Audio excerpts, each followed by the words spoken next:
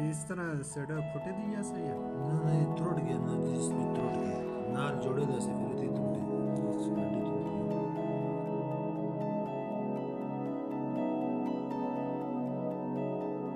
अच्छा,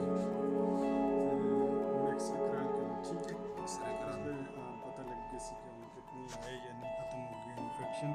नाल यूरिन दा टेस्ट कर सन, उसमें पता लग गया सी ठीक है।